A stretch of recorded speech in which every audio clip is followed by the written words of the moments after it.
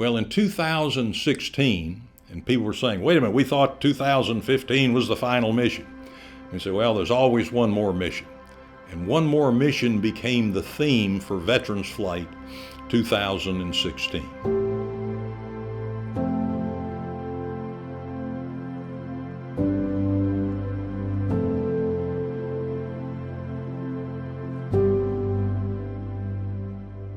The motive behind Veterans Flight is to thank initially the World War II veterans who sacrificed both, some with their lives, others physically from being wounded, and others just from the inherent trauma and turmoil of going through a world war, who made it possible for young Americans to live in this great country, and also to educate young Americans about the role that the Stearman primary trainers played during World War II, and hopefully give them an appreciation for what they have living here. When you see the people get out of the plane, it's like they've taken 20, 30 years off of their life, and they're really eager at that point to talk about some of their experiences, because I think the World War II generation is kind of known that they didn't really talk about a lot of what they did. Some of it was maybe to suppress things that they didn't want to review, but there were a lot of fun things, and you hear all kinds of funny stories about people falling out of a Stearman in training. Not everybody we fly with is a pilot, but it's still, you get amazing stories from everybody about their service experience. So that's the treat to me. I think in a word, I would say honor. It is really great to honor our veterans, those that served and sacrificed for our nation in World War II. So that to me is the biggest thing about Veterans Flight. Veterans Flight to me is an opportunity to reconnect a lot of these guys with something that was really important to them and important to the whole country a long, long time ago. You know, I think about how old they were when they were, you know, in the midst of a world war and learning to fly, and how long ago that was, you know, given where they are now. And you get to see a lot of those guys reconnect with where they were, you know, 80 years ago, and that's pretty neat to experience. And it's something that we only have access to for kind of a limited amount of time before a lot of these veterans have moved on. Veterans Flight is really an outstanding opportunity to give back to the veterans, particularly the veterans that were members of the greatest generation that we have focused on up to date, and express it in a very meaningful way by allowing them to get together with each other. It's amazing to see these guys have an opportunity to interact with each other, because a lot of them, due to their age, don't have a lot of their colleagues to interact with on a regular basis. So it's interesting to see the dynamic among the members of the groups that we have flown interacting with each other. And it's on the other end of that spectrum, it's been interesting to see the dynamic of them having an opportunity to interact with young Marine and naval aviators, in the case of here in Pensacola, that come out to help them, assist them in getting in and out of the airplane, and give them an opportunity to interact with the veterans that we fly. So, well, Veterans Flight is the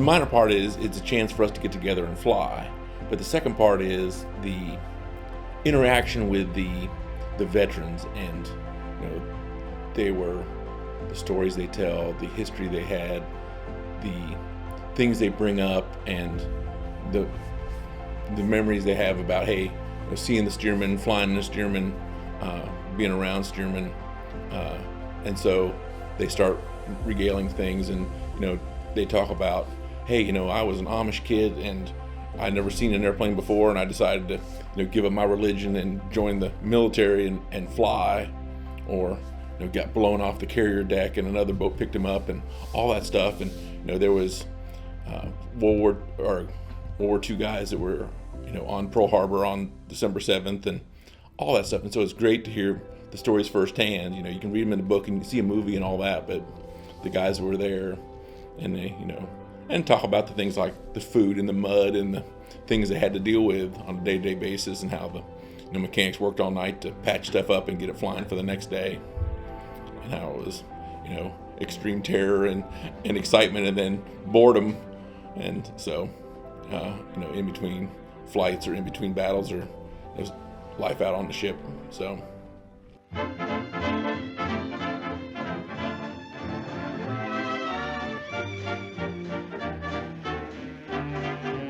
I think about it in the fact of, if that airplane could talk, all the things it's seen in its life, from people learning to fly and the attitude of the country during that period. And then it goes into the reason so many of them stayed around. It went into crop dusting service, and kind of the craziness of all the crop dusting and what it did. A lot of them were wrecked, put back together. And now it's kind of reserved as like what people do with old cars. You preserve them because of the historical reference of it.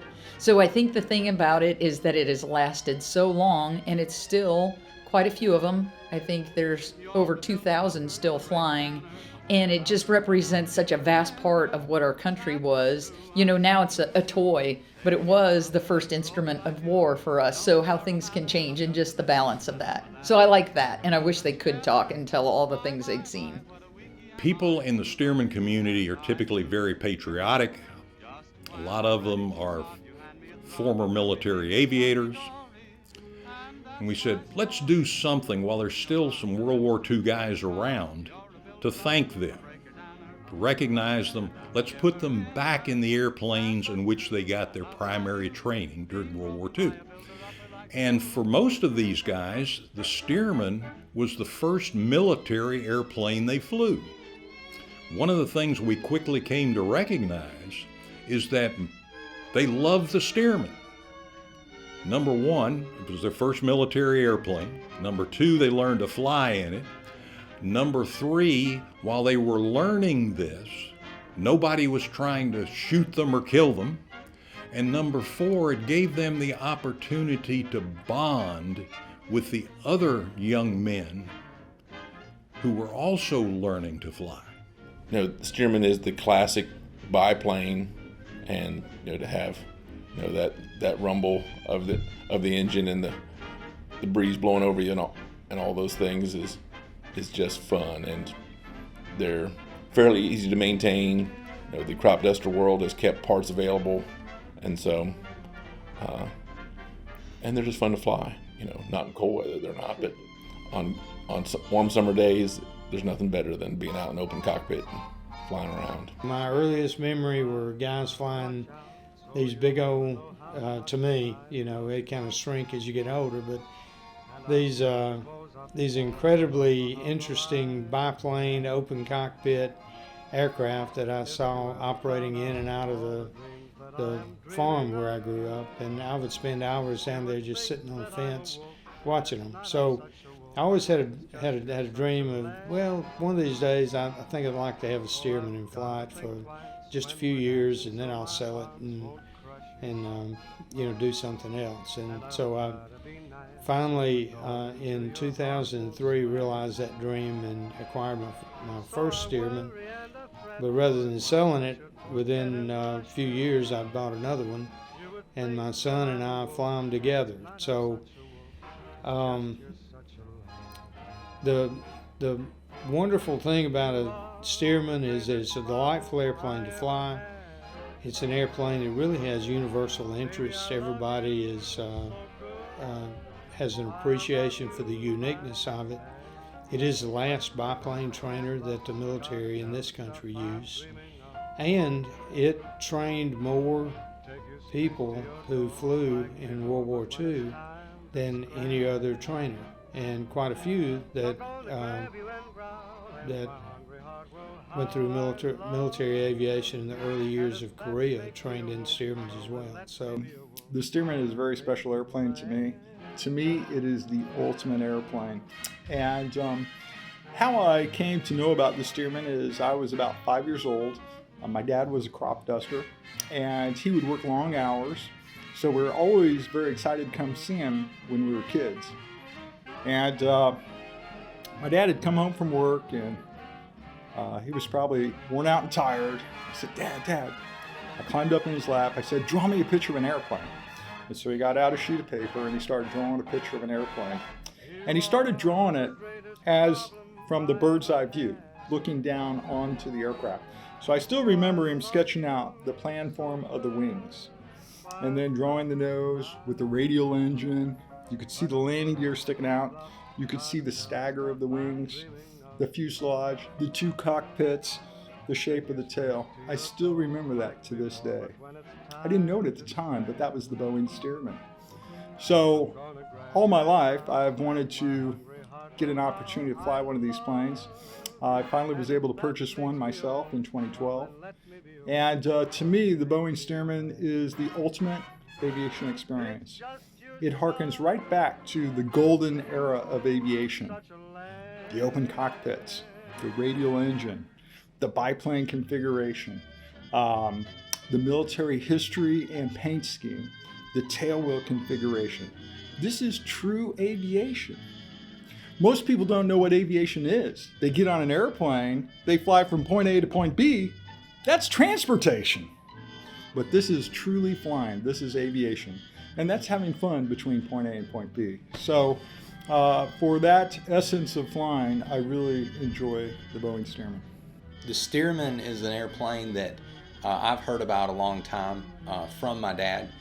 His desire to learn to fly kind of originated with the Stearman. So when he had the opportunity to purchase one, we flew that one together a lot. And I kind of learned how to fly it with him in the airplane. And so there's a lot of maintenance that can be done on these airplanes by, you don't have to, if you buy a truck today, you've got to take it to, a manufacturer approved shop to get a bunch of stuff done. But with the Stearman, everything is pretty easy to get to and open. So there's a lot of time spent in a hangar working on airplanes. And so there's some time spent of, hey, hand me that, or go get this. And so working on the airplane together. So it's really centered around a really neat way to spend time with my dad. But the airplanes themselves and the history behind them is, it's really neat to get to be a part of an aviation story that spans, so long. And the airplanes are kind of iconic to, so much of aviation, given when they were developed and given how many are still flying and what they've been used for throughout their service. There was a gentleman named Paul McLean who had been an Army Air Corps B-29 bomber pilot. Lived in Pensacola, obviously well retired. He called me and said, I apologize for being a pain in the posterior, but I cannot fly on Saturday. I have to fly Friday. I said, well, Mr. McLean, that shouldn't be a problem. I haven't made the schedule yet, but I know you live in Pensacola. Why couldn't you fly on Saturday if we need to accommodate some people who are coming from out of town? And his response was, my family has too damn much planned for my 99th birthday on Saturday. And obviously my reply was, you're on Friday's schedule. When I flew in here to Pensacola for the very first time, I had just shut down the engine, and I'm getting my straps off and everything, getting to walk into this very building. And Roy Kinsey comes up beside me and says, hey, nice Stearman, where are you going? And I said, I'm here. He goes, what? I said, yes, I'm here and I'm home now. He goes, really? So that was the beginning of a great friendship. Over time, we've become a 501c3, a nonprofit organization. So it just kind of happened, and but that was the start of it. So in 2014, we said, let's do this.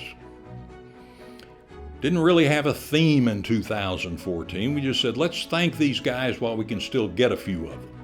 And 4 Stearmans, mine, Phil Webb's, Kerry Hardens, and a retired Delta captain by the name of Jim Ratliff, who brought his down from the Atlanta area, flew in the air show. We flew 2 flights of veterans on Friday and 2 more flights of veterans on Saturday. Now, of the veterans who flew with us that year, they have one thing in common. They're all now deceased.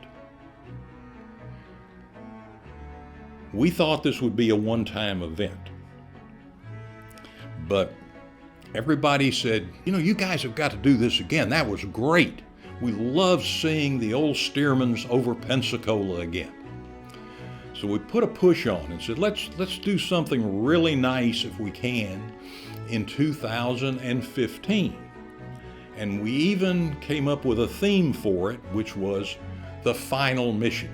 And of course, as things tend to do in aviation, you got to go to extremes, so we had to have shirts designed, which fortunately some nice people, very talented people, did the design work for us. We were able to find a supplier who could do the embroidery and the printing of the shirts, and everything just really came together. Always need to make sure that I mention Bill Hudgens and the folks here at Pensacola Aviation Center. They have gone far beyond what could reasonably be expected of any business to make veterans flight possible. Without what they do, it could not happen. Tremendous supporters, and we are very grateful for that.